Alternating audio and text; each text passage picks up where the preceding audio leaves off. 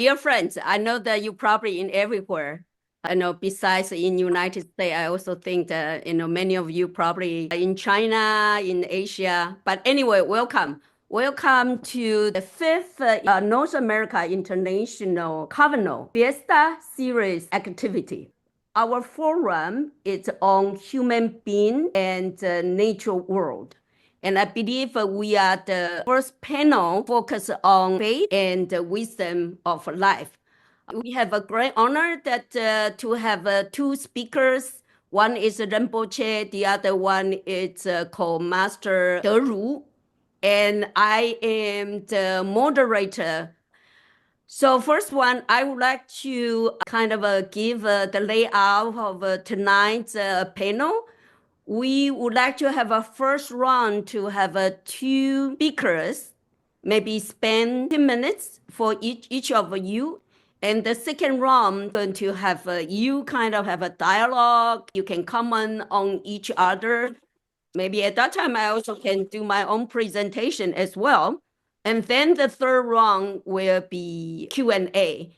For the Q&A, I would like to ask all the participants to put your question on the chat. So let's begin the first round. We're going to have the first one. It will be the Rinpoche, Tokuyashi Rinpoche. He's from the school of Cho Dosen teacher, and he is a poet, writer, and a co-healer, artist, and also astrologer. He published quite a lot of books. I bet it's well known in the Buddhist community. This is a very brief introduction. Rinpoche, you can kind of give yourself a longer background. So the second one will be Master Deru, call himself a cosmic traveler. We would like to ask him what does mean a cosmic traveler about this title or this term as well. He followed the Shaolin Temple, the abbot Su Xi, have some kind of maybe kung fu as well. So I also like to ask him to introduce himself before he give the talk. So now let's start. Welcome, Rinpoche. Please give yourself more detail about your background before your speech. Thank you. Thank you. Amitofu, Tashidele, everyone. Yep, so my name is Tukuyishi or Tukuyishi Rinpoche. So Rinpoche is a title, like a master. In Tibetan, Rinpoche means master. That's all. Originally, I came from Eastern Tibet or in Western China. Chinese called Qinghai. Tibetan called Cungombu, Qinghai province or Cungombu province or state. Yeah, when I was, I think, I went to the local school, we call tent school. White tent, one teacher, 13, 14, kids. There, 3 years, had to write, had to read. And then when I was 9, I went to the boarding school. I graduated when I was 12. And then I became a shepherd, like a nomad boy, yak boy, with the yaks, sheep. And then I joined the monastery when 1984, 84 to 94, 10 years. And this monastery had a very good tradition to study the Buddhist philosophy, Vajrayana Buddhism, and then Tibetan history, poetry, astrology, medicine. They teach you a lot. There's no Saturday, Sunday at all. No Saturday, Sunday. Every single day from morning, 5:30 to 9:30, every single day, non-stop. So I study, traditionally memorize 1,000 pages. The Tibetan Buddhist tradition, you have to memorize everything. That's why we have to spend many hours for memorize and the many hours study. That's my early life. And then I passed the Himalayas, or I came to Nepal, India. I lived there around 7 years, studied more with many different masters. And then I came to America, Seattle, Washington, end 2002. And the first few years, I was so busy, to writing some other books, meditations. So I didn't have time to study English until 2007. 2007, I went to the school. I took ESL class, 1.5 year.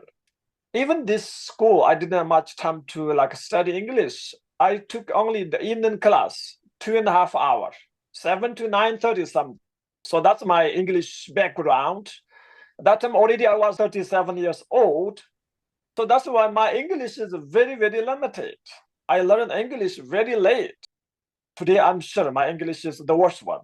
So please understand. As I say, to become a Buddhist master or teacher, there's many ways. As my way is like most of the traditional way, receive a lot of teaching from masters, different masters. And finally, I think I have around 65 different masters from different Tibetan Buddhist school, different school masters. Also, I took some teachings, knowledge from the Goenka, very famous, the Indian Vipassana master, Goenka. Goenka, also I joined their 10 days, the course, and I took the teachings from one of my master, who's Tibetan, but he have been practiced this Goenka Vipassana last 20 years. So I have that lineage too. Yeah, I love to write the books, and then I love to paint. I like help people who need through my healing, the traditional way. I use the Buddhist psychology, method, help the mental illness. And also I read in the astrology because many the Asians, Westerners, they love Tibetan astrology.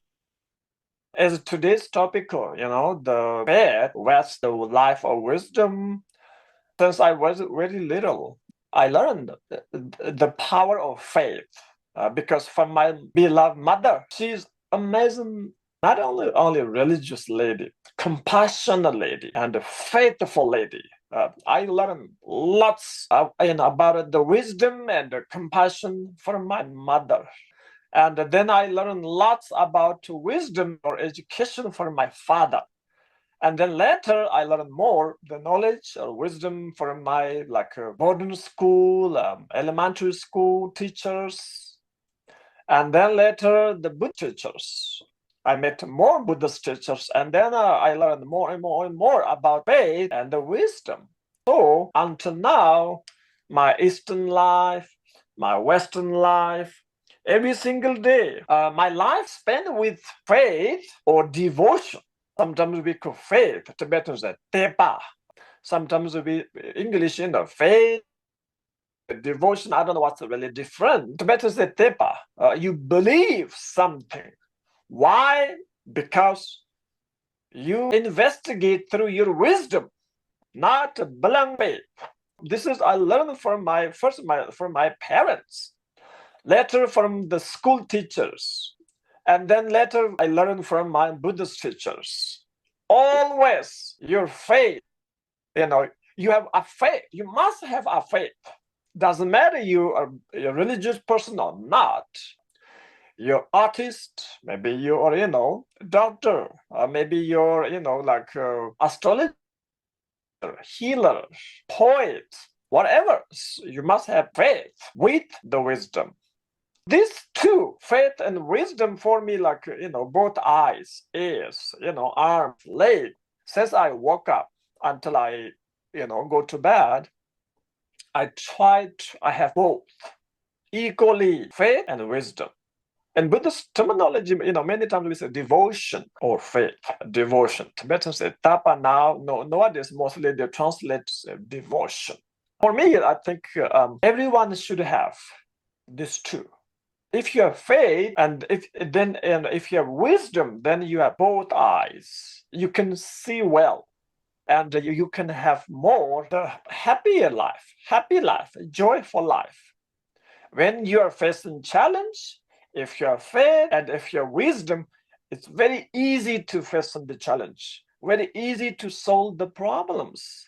Very easy to free from this and that sufferings.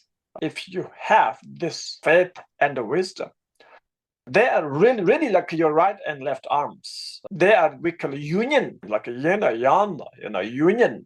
They cannot separate. Once you will separate and the wisdom, your life is now start to, like crack, broken. Even you have this path is now have so many problems and so many confused, so many depressions. Why are people depressed? Because maybe their faith is not enough, or maybe their wisdom is not enough. That's people depressed. Why people worry so much? Maybe their faith is not strong, or maybe their wisdom not clear.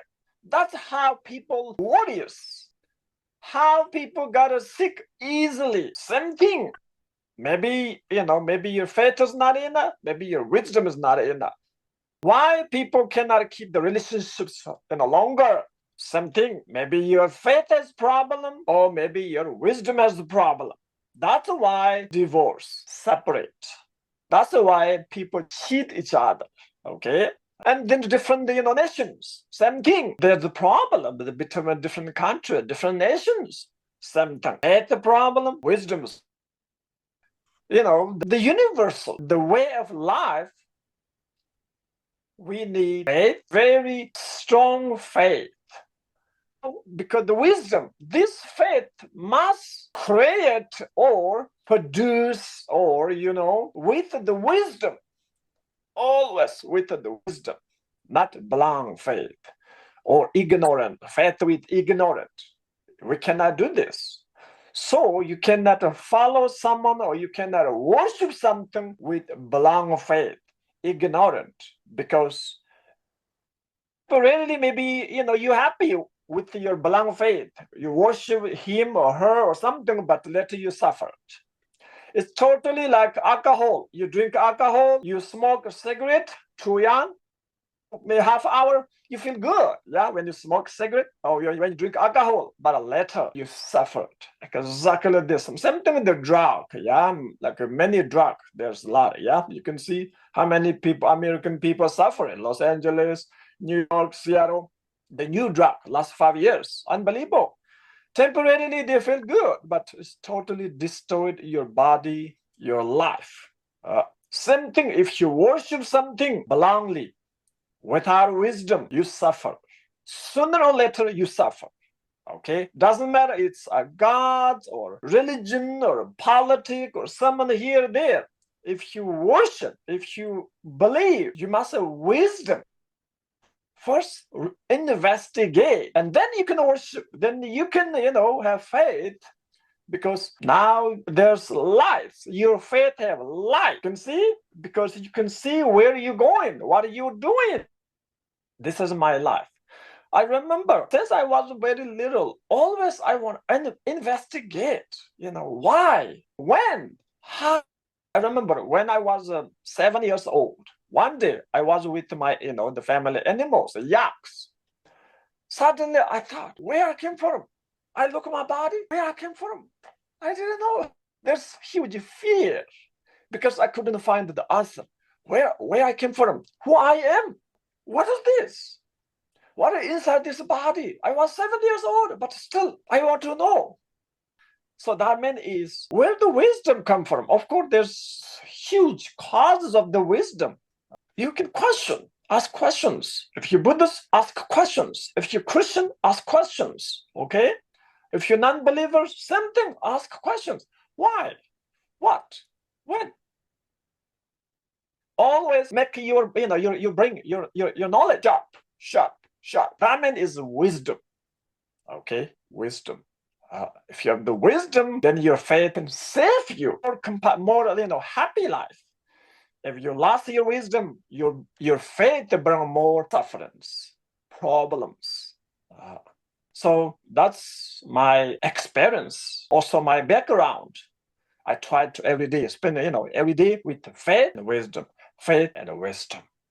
I think that's enough for 15 minutes. Yeah, I think perfect. Okay. Yes, this is the first round, so you will speak more later as well. Now we'd like to invite Deru give share, especially you think what is the human being and cosmos relationship. Please, thank you. Thank you. Thank both of you. I like what you said. Your life experience, your faith need to be investigated. perpetual inquiry and give that strong formation to that faith. The blind faith, most time proved to be wrong. But the investigated, inquired faith and constant questions and really deeper into the faith of humanity, the faith of wisdom, the faith of cosmos, the faith of the consciousness, the faith of compassion, the faith of humanity. Blind faith sometimes just believe something, worship something, and had no idea what you worship for. But most time, people put that faith as believe something temporary, believe some particular, believe something that is in a supernatural or appearance. Sometimes the appearance can be deceiving. Recently I saw this movie called Nacha. You have this well-established sages group, but a lot of people have faith to them, want to be in part of it. But that faith to be eventually crushed by Nacha. But at the same time, Nacha has the faith of, I'm the master of my destiny. If there's no road, I make the road. I can be the writer, the script writer, the movie director of my own life. That is the faith to me. Anyhow, since Yifan want to ask me about my cosmic traveler, and I see everybody, I used to be really, really like people call me the grandmaster or master in 1980s, 90s. Today, I feel silly. Why? Because I'm just an ordinary being, just like everybody else. I see everybody is a cosmic being. Externally, internally, most people see life in the external sense, in the superficial sense, in the appearance sense of the reality. What we can see, what we can feel, what we can sense with our 5 organs, and what we can learn from knowledge. But everything is visible. Everything is by thought. Everything is by conditioned mind. Everything is by dogma. Everything is by culture. Everything is by tradition. Everything is by what other people said, what the collective said. And in such a construct, we call reality. Is that the totality of the reality of the cosmos? I don't see that. We seldom into this inner observation, the innermost consciousness of our own being as a human being. So when I say cosmic consciousness, I often say we are the light. Deepest mind, the deepest consciousness, the deepest of our being, of our inner being, we have the light. The light is open, and we see, we discover, we unveil our wisdom. Continuity, perpetual learning, perpetual gongfu, perpetual self-discovery, perpetual self-enlightenment. And you see that wisdom, that perpetual gongfu, that is the faith. And sometimes in the West, we call grit. What is grit? Grit can be in anything you do. That's gongfu. Grit, you must have passion. The passion with life. From the passion, you can persevere. From the passion, you have the consistency. From the passion, you have the persistency. From the passion, you can explore. I got my first job as a herd boy. I put 9 goats up to the mountains. I do training. I studied Kung Fu training in China very young. I got up at 4:30, do some training. By 6:30, I've got to take the 9 goats to the mountains. Those days in China were very poor. Very, very poor. That's 1950s. Late 50s, early 60s. I got back by the dusk. You stay with the goats for 8 hours to 12 hours, sometimes 16 hours. I remember one time I lost the goats because I fell asleep. Oh, I was in trouble. And I was crying, trying to find the goats. And eventually the goats went home without me because I was falling asleep. And I was looking forever for the goats. I remember very clearly. eventually, I have this kind of glimpse of faith because I established with the goats. We are together. They will not just run away. They must find their way somehow. So eventually, I had that faith in the goats. They must be home. So I went home and they were there. Because I had a faith. The faith in the universe, the faith in humanity, faith in the innermost conscious being. That faith is not a faith like what I have engaged with Catholics, with Presbyterian, with Baptists, with many, many other religions, because I have engaged with a Catholic for many years. I taught at Catholic University for 7 years. I was born in a Presbyterian church because my grandparents were Presbyterian. My maternal grandparents were Presbyterian. Up to 3 years old, they were the one who fed me because my mother left me second day I was born because of political reasons. I was born without, basically, second day I was without parents. With my maternal grandparents, I was almost dying within the week because there was no food, nothing. So from that on, I have that faith. That faith, I must be alive. I can live somehow. This life is going to go on. Because I have died so many times. People say the cats have 9 lives. I have way more than 9 lives. But each time I died or almost died and built another faith in the cosmic consciousness. And in my innermost consciousness, the alignment with the cosmic consciousness, some people may be called that Buddha light, or some people may call God, whatever. What I see over here, I see as Gautama, Siddhartha Gautama, what he sees, the freedom, the infinite freedom of the universe, the infinite freedom of the cosmos, the infinite freedom of consciousness, the infinite freedom of a mind, of our energy frequency, and our ability to have that leaps of quantum consciousness.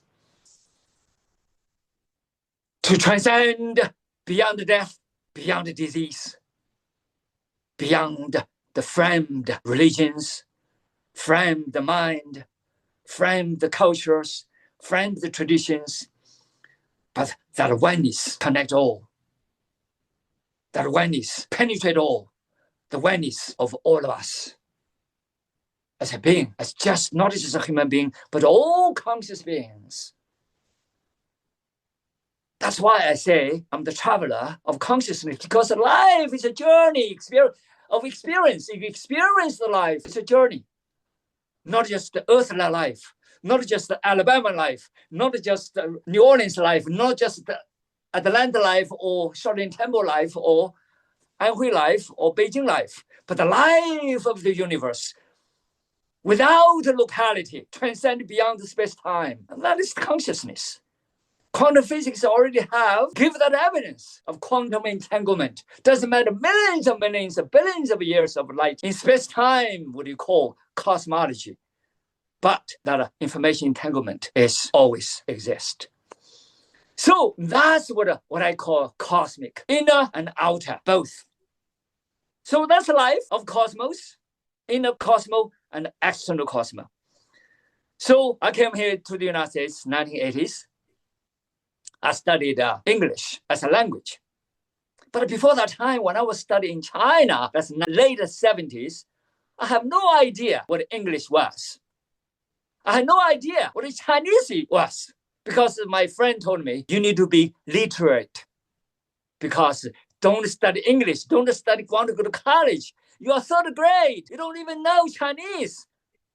How can you speak English or study English? How many English letters are there? But I have the faith. If I'm a human being, if I can do Kung Fu, if I can be alive, if I have that consciousness, I can learn. And I did. From 16 letters, I thought. I counted was 16 letters. And then I realized there were more than 16 letters. So I learned. Everybody told me there was no way I can go to college because I was 3rd grade. I went to college. I went to the elementary school. Then I could not catch the 3rd grade. But I studied myself. So perpetual self-learning, not only learn the knowledge, but internal learning about your being, observe your being, and build that faith. And I went to my own studies. It took me almost 2 years to finish from 3rd grade to high school. And then a few years later, when I finished my college degree, I got my English, French, Japanese. That's what I studied in Anhui province. I came to the United States, I got an English degree in English literature. When I was at UC Berkeley, they told me there's no way I can study English with a scholarship, but I did. You have to have a faith in yourself, in the cosmic consciousness. So that's how the faith is built. But the faith without check, without investigation, without inquiry, is a blind faith. So you must open up your inner consciousness to observe, to learn, to discover the self. And you see, unveil that infinite wisdom from every point of scale, every spectrum of life. Thank you. Well, thank you for Master Deru. We have this second round. Maybe it would be good for me to ask you the questions. Okay. Since the theme of this panel is about like a faith and wisdom, of course, like in Buddhism, we always say that the Dharma like a great ocean, only the faith you can entrance. 佛法如大海，唯信能入。However, though, of course, the faith is kind of a passport to get into this great ocean of Dharma. However, though, we also see in our society, there are some kind of guru and maybe leading, so what we call as a cult. So here the question is, I'd like to ask you too, how can a practitioner make a distinction, whether it's based on the faith or leading to superstitious? 从信心到了迷信, how can you avoid that? Thank you. Rinpoche, would you like to respond this question? Yeah, as I already mentioned, also Master mentioned too, the faith is very important, but still a faith with wisdom. The Tibetan Buddhism or Buddhists, there are 3 different faiths, very important. Even faith has different branches. Okay. Number 1 is like a belang faith. Okay, belang faith. You just worship. Maybe your father worship, maybe mother worship, maybe your village worship this god, that person worship. Just you follow them. And number 2, you think there's some benefit. Not a totally belang faith, maybe half belang, half you maybe you saw something. Wow, that's amazing. Looks great. If I worship, there's some benefit. So some, half like belang, half you experience a little bit. Still, there's some ignore it, belang, like dark way. Lastly, you study. What's Buddha? Who's Buddha? Is Buddha like just appears? Someone made the Buddha? No. From begin, Buddha exactly the same like us. They're very famous Tibetan master, like around I think 17th century or 14th. I don't remember exactly. Drupa Kala, very famous Tibetan yogi master. Once he visit Lhasa, there's a very famous temple called Chokang Temple. There's a Buddha Sakyamuni statue from India to China, Tang Dynasty, Tang Zhao de Shihou. So the statue bring from Xi'an to Lhasa with Wenqingong. And then the Songtsen Gampo, Tibetan Dharma king, built and his wife built a temple, and then put the Buddha statue inside this temple, Tibetan called Chokang. Once the Tibetan master, the Drupa, visit and show his respect to this Buddha statue, and he did 3 prostration, and he said, from begin, you and me equal, the same, in equal level, same level. But in the middle, you accumulate merit and wisdom. Finally, you become Buddha. Now I prostrate you, because now you are there. You become Buddha. I'm still in the samsara. You can see something of the Dharma. What is really Dharma mean? Just custom or tradition or no? Dharma has so many. Yeah, so even you practice Dharma, you have to know Tibetan say chuman chu, non-Dharma and like fake Dharma and real Dharma, because there's many this kind of wrong path. Lots of wrong path. You have to know where this Dharma come from, because in Tibetan Buddhism, every single practices, books has a lineage from Buddha until now. Like sometimes 200 masters' name there. We need the lineage. You cannot create Dharma. Dharma must have the lineage. So that's why if you practice Dharma, if you follow Dharma, follow the real Dharma, very important. Same thing the Sangha. There's a real Sangha, fake Sangha. Okay? So you must investigate. You must ask questions. Is this Sangha is very pure or not? You see that, people gather, practice together. What is their, the motivation for enlightenment, for freedom, or temporary the benefits? So always investigate with your wisdom, with your knowledge. Yes. Finally, if you found, okay, this is a pure Buddha, pure Dharma, pure Sangha, pure practice, follow, practice, because now you're safe. Like someone gave you medicine. You should ask the doctor. Some medicines you can buy from the grocery stores. You can directly take the medicine. Yeah, many medicines. There's a prescription medicine. Under the doctor's permission, you can take it. Same thing. The true Dharma is like this kind of prescription Dharma, medicine. Okay. As must someone give you through the doctor's permission. After they check your body, then this medicine works very well. Same thing the Dharma. This Dharma must be pure. Otherwise, nowadays, there's so many schools, books, practices, lots. People confused. Which is real, which is not real, which is healthy, which is not healthy. It's very difficult to find the pure one, like a pure gold. Buddha said the mountain is like pure gold. Tibetan says pure gold, from the earth. First, like traditionally they burn and stuff. And then finally gem is cut, and then dar, like polish. And finally you can see the pure gold. It's something, someone say this is Dharma. You should practice. This help you. You should investigate. If you don't know, ask someone already knew, someone who has experience much more than you.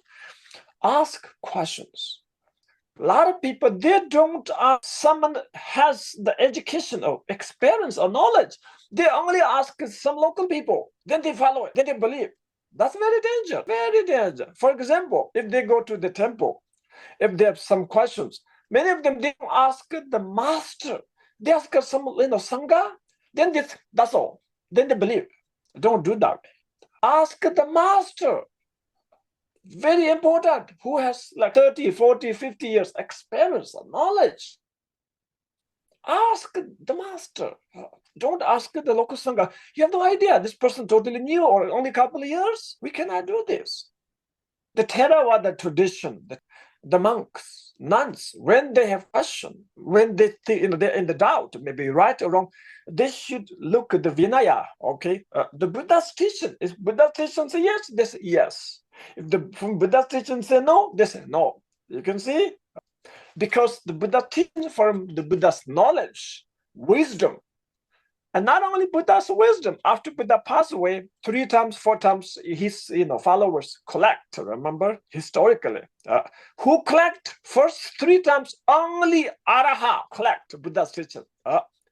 There's no pollution. There's no fake teachings, because Arahat, they must come through, pass through the Arahat wisdom.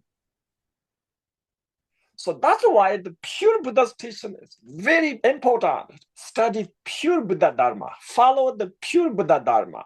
Teach the pure Buddha Dharma. It's very important. Otherwise, even they call Dharma Tibetans kolsa.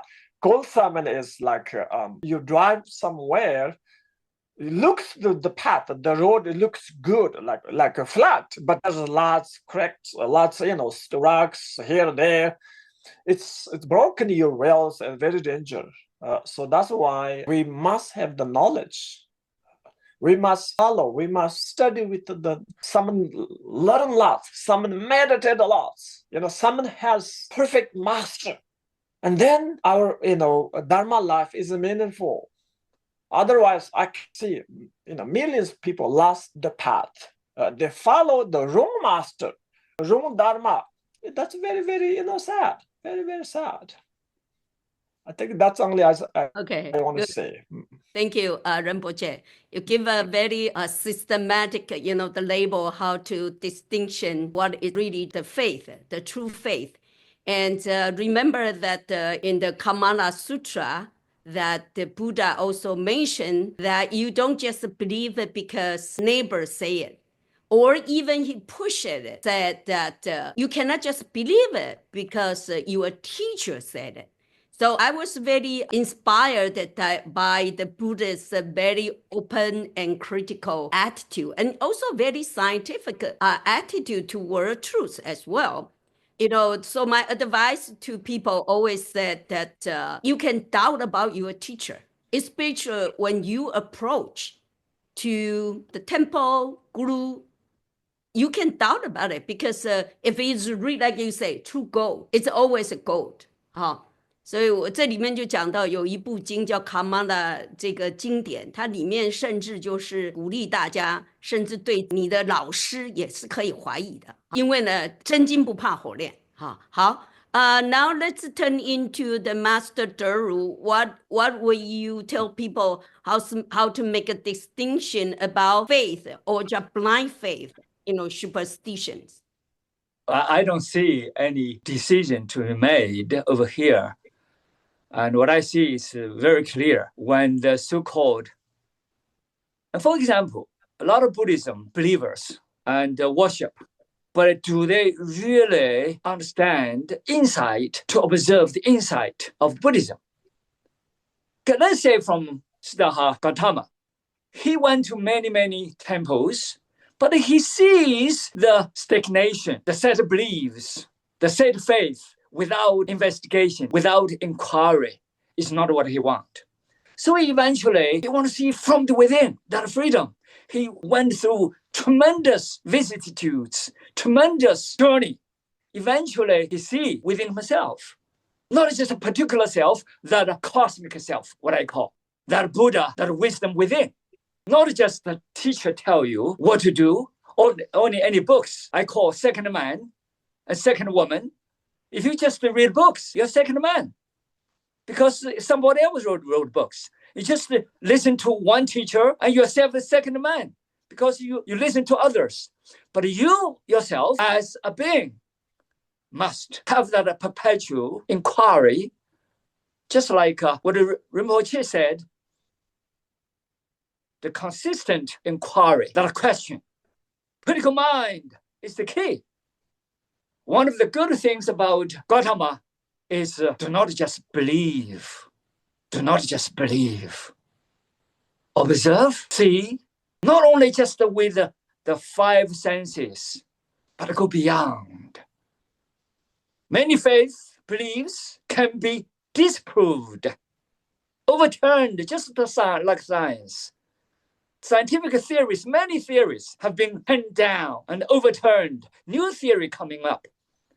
A new investigation come up because our eyes, our senses are limited. When somebody told you everything, believe what he said, you need to question. When somebody say he is the one, he's the mighty, you need to question. When somebody told you he's the only Buddha, he's the only master, question. A pure mind, a pure consciousness is without corruption, without functionality, without all these images, without all these stigma, dogma. The lineage, what is the lineage? Lineage is the freedom to investigate, freedom to inquire, freedom to observe without analysis, without stagnant mind. without that framed, that yokes, that rope, transcend beyond the three-dimensional so-called path, so-called method. That's why I often say, don't listen to what I say only, investigate. When you kick me out, when you prove I was wrong, that's great. Means you find that real light.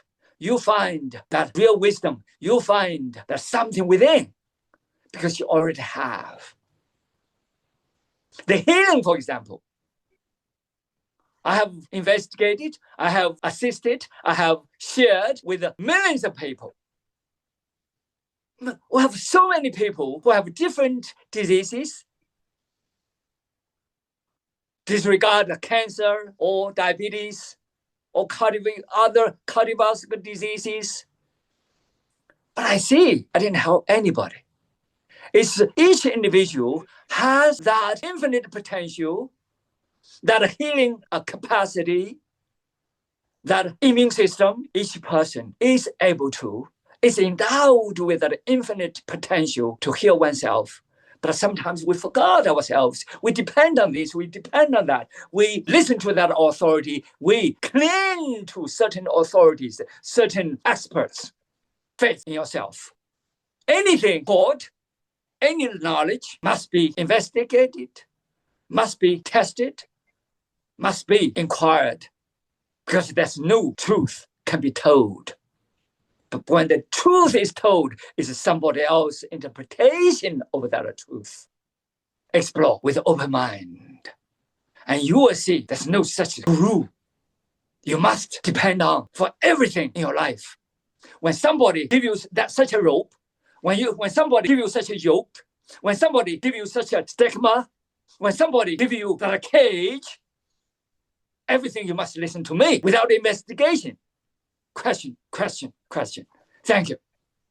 Okay, good. So I'm going to ask you another question to both of you.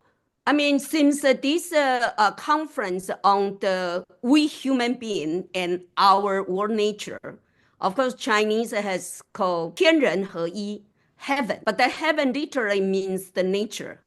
And then we human beings supposed to be harmonized. So 天人合一. But we also say 人定胜天. The human being can overcome the nature. That we have to explore ecology, sustainability. So I would like to ask you, what do you think about our relationship as a human being and our cosmos or our nature? Okay, Rinpoche, you first, and also please be aware about time. Thank you. As a Buddhist, I hope I'm a Buddhist. Sometimes I have doubt. Even I have been practicing Buddhism last 40 years. Still sometimes I have doubt. Am I a Buddhist? If I'm a Buddhist, Buddhism is a universal religion. Buddhism has a universal compassion and a universal wisdom, okay? Like cosmology wisdom. The Buddhist, compassion for the cosmology, the universe. So that means Buddhism is not only for humans. Buddhism, doesn't talk only the human nature, the nature of all sentient beings, nature of dog, cat, elephant, whatever, fish, lobsters, the nature of all sentient beings. This is amazingly, not only the sentient beings around this world through the universe. Nowadays, a lot of people believe UFO. Okay, the cosmology, Tibet is nonsense. The universe. The universe is many times from the Buddha Sutras says Shakyamuni Buddha is not only one Buddha. No. When this Shakyamuni Buddha become, this prince become a Buddha, that means there's 100,000 Siddhartha, this princess become a Buddhas. Not only one person become Buddha in the northern India, no. 100,000 beings become Buddha same time. And if you look the universe, the cosmology, is limitless. The sentient beings also limitless. Okay, human being is not only around this world. No, humans also around the world. So the nature of human also is limitless. Not only around this tiny planet. This tiny planet is almost nothing if you compare the universe.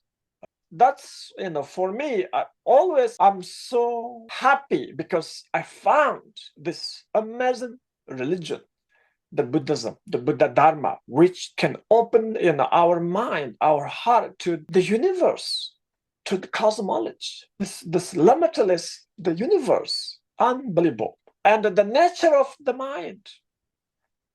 Tibetans, Salwa Tongwa Rinpa, the clarity, luminosity, emptiness.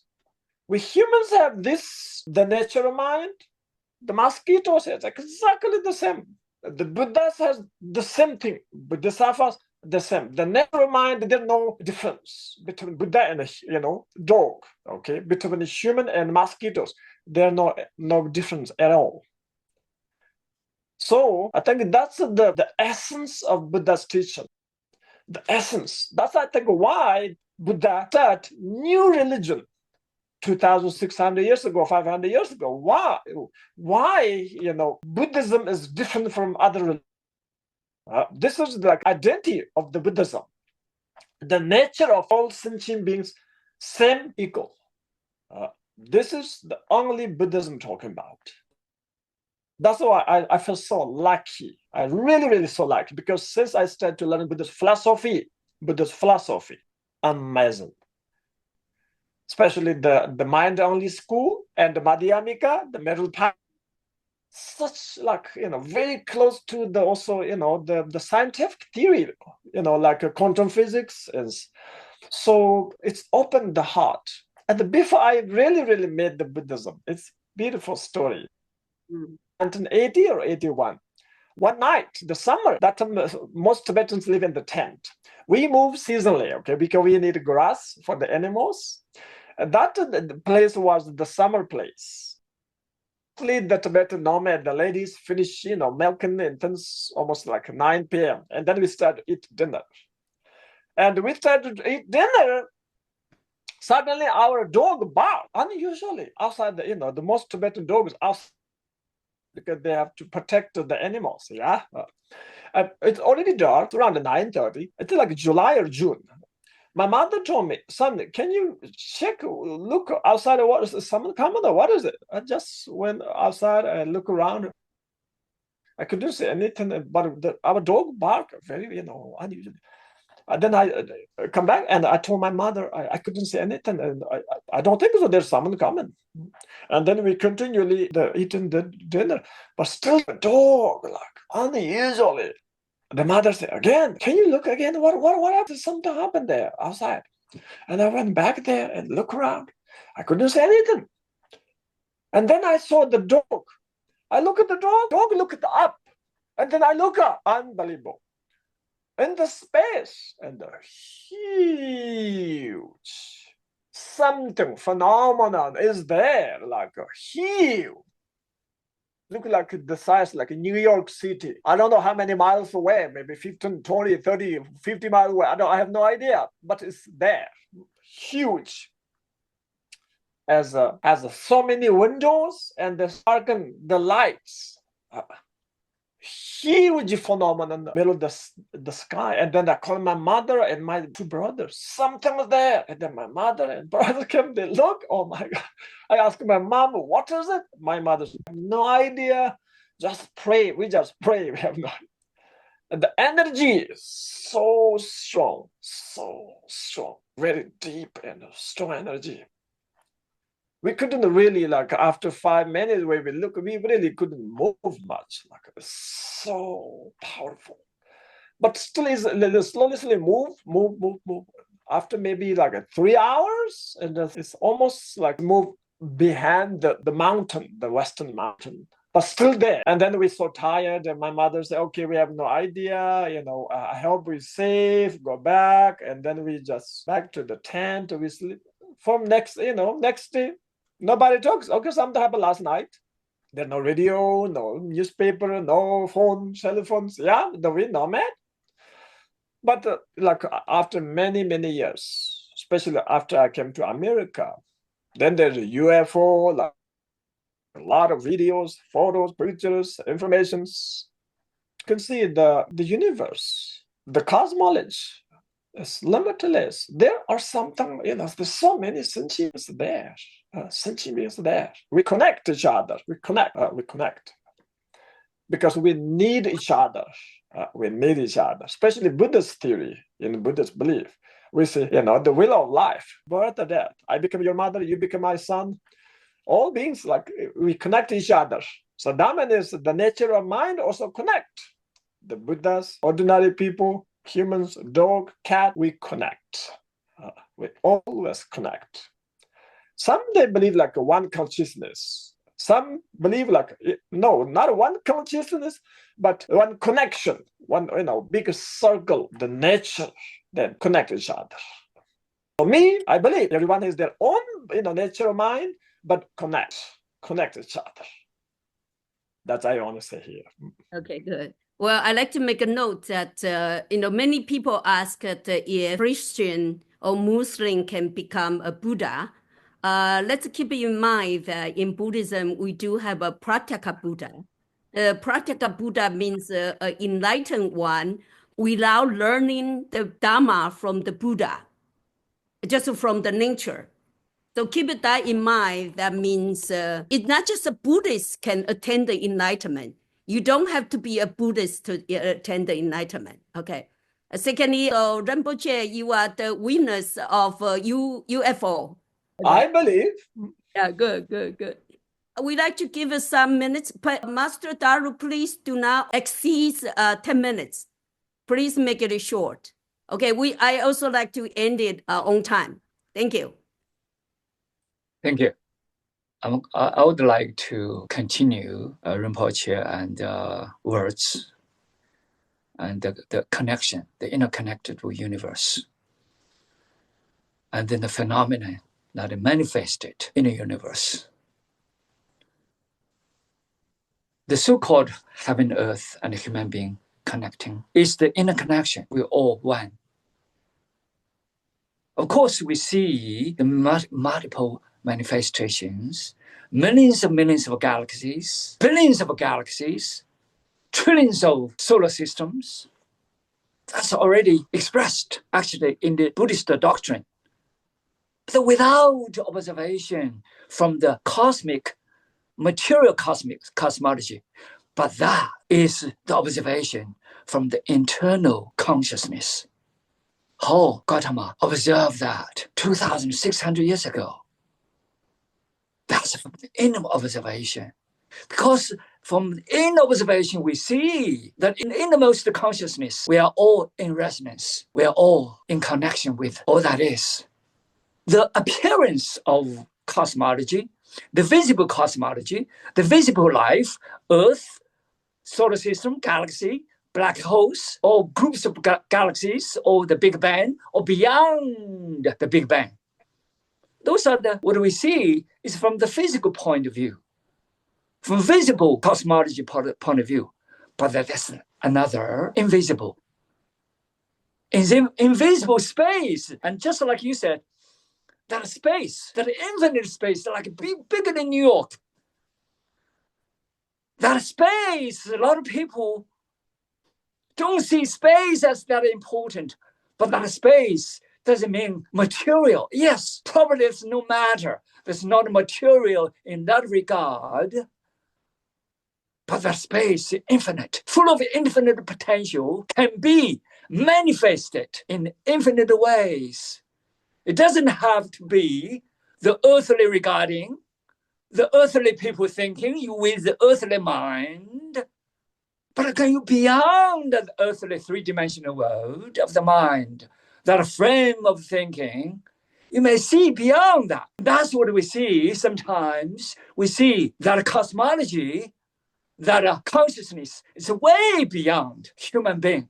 It's way beyond what we believed, way beyond what we see, way beyond what we tested, feel. We detect it with our five senses. But that is the internal connection, that interconnected world of that holy holographic universe that are manifested within ourselves, I call the microcosm of the universe. The microcosm of the universe is not just the physical microcosm that are beyond that physical, the infinite inner conscious being with the infinite macro of the universe. It is together. It's the holistic, like a yin and a yang, mingle together, intertwine together, entangle together. That cosmic, that nature, ourselves, physical, invisible, all together as the totality of the reality. But most part of the reality we don't see. Science today, we may observe and recognize that 95% of the universe we don't see. We certainly don't see the inner world of the universe. But we say that's not real. But that is precise the real consciousness, real potential, real propel that visible universe. Just like Max Planck said, I use this to close my words. I did physics all my life, but I see nothing physical. Behind physics, there's a potentiality. Behind that, there's a force, the consciousness. This is the most famous physicist who introduced Albert Einstein to the physical world. Same thing as Schrödinger, the mind is the infinite. Thank you. Well, thank you so much. Like Master Deru, you control the time very well. Now we have 10 minutes left. The first one, I would like to say thank you to all our participants. They stay here. Thank you so much. So I still have something to share. Since we have been just talking, maybe I would like to give us something more exciting, a little bit exciting on a video, and then I will explain to why I share this video, okay? Okay, the reason I share with you this one is because last year, Wooden Fish do hold called Buddhism and AI, Buddhism and Consciousness in the theory and also application. Like now, what in our Buddhist community, we kind of apply the AI in our teaching, in our practice. Hopefully, the AI can help us toward enlightenment, okay? So this is a conference in the Grand Hotel in Taipei. And the reason I brought here is because when we talk about faith and wisdom, I think that personally, I would like to see that we all have a kind of more scientific approach to religion, to the faith. This will be this year, it's about Buddhism and bioscience, like gene engineering.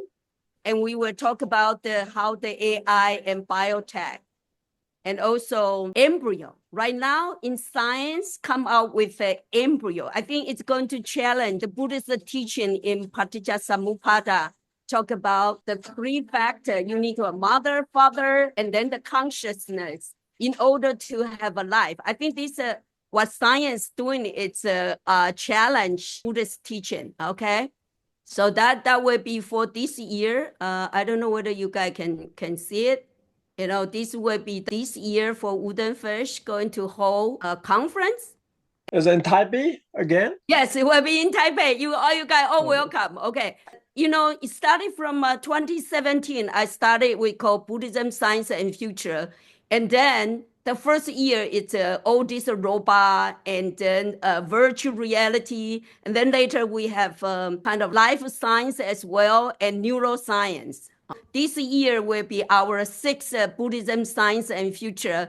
And for example, the Buddhist scholar, James Robinson from Harvard, he will come to join us to give an open ceremony and also conclusion.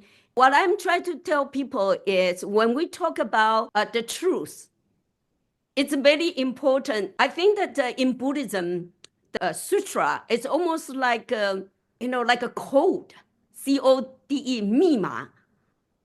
So if in order to understand the truth, what the Buddha talk about the truth, we need to decode what it says on the sutra. And the way to decode them, Of course, I mean, through Buddhist meditation, study the sutra practice, but I also find that nowadays, many of the science approach, it's help us to decode what the Buddha talk about the truth, the nature. It's very important. So Buddhism also very scientific. I mean, why don't we accept the challenge from the science as well? This is what Wooden Fish have been doing. And let me tell you that this year in June, we invite a professor, a Buddhist professor. In his life, he studied embryo, the Buddhist embryo, embryology. So we're going to compare with nowadays, we talk about IVF, test tube baby, and we're going to talk about gene engineering, whether that will challenge or change what Buddhists talk about karma. Someone can just edit your gene, then it will be totally change your next life. So what does it mean about karma means? So I just threw all these questions. Seems we have one question. Well, they want to know about the 虫洞, what will you call that? The consciousness. What is that called? And then also about 二维空间. Okay, yes, okay. Understand what you're talking about. Okay, consciousness to me, 虫洞 and consciousness is a totally different story. 虫洞 is still doing the cosmology. The like you have hole. a piece of paper. Black hole, I think. You have a paper. You turn over. That's the 虫洞. Okay, you go through. It's a totally different from the black hole. 虫洞 can be made.